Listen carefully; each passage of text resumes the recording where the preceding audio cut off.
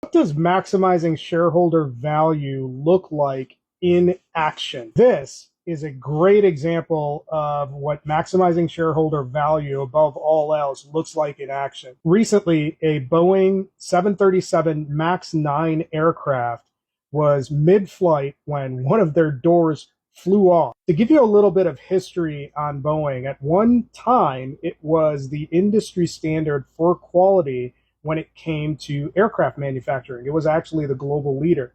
Then it merged with McDonnell Douglas, and it went from an engineering driven company to a company that was driven by bean counters, with the number one priority being driving shareholder value and maximizing shareholder value.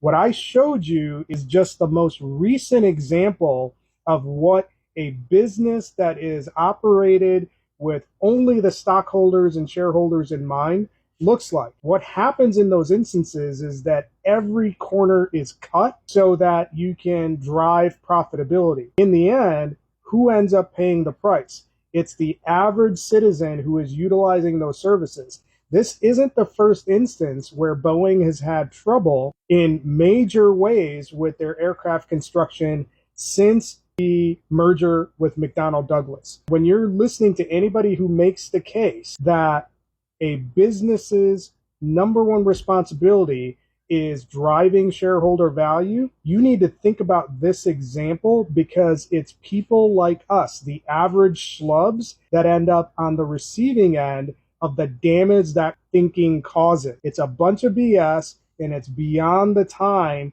that these large megacorps need to be broken up so that it's a more competitive, quality-oriented, customer-centric business.